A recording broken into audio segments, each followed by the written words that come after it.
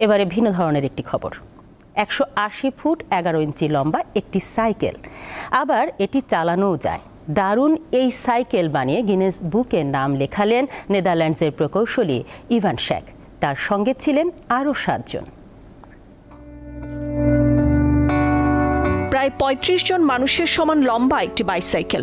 অবাক হওয়ার কিছু নেই, সত্যি বাইসাইকেলটির দৈর্ঘ্য 180 ফুট 11 ইঞ্চি। অবিশ্বাস্য এই কাজটি করেছেন নেদারল্যান্ডসের 8 জন প্রকৌশলী। নাম তুলেছেন গিনেস বুক অব ওয়ার্ল্ড রেকর্ডসে। 39 বছর বয়সী প্রকৌশলী ইভান শ্যাকের নেতৃত্বে সম্প্রতি এটি তৈরি করা হয়।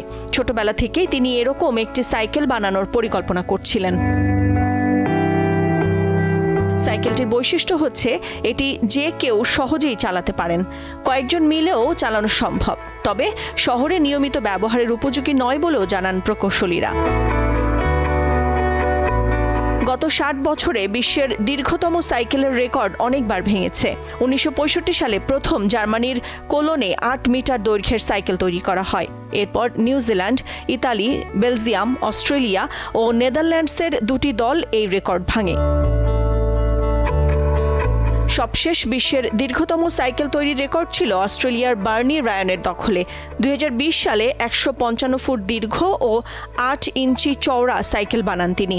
এবার 7 জনকে সঙ্গী করে সেই রেকর্ড ভেঙে দিলেন নেদারল্যান্ডসের ইভান শ্যাক। নাদিরা জাহান, দীপ্ত বার্তা কক্ষ।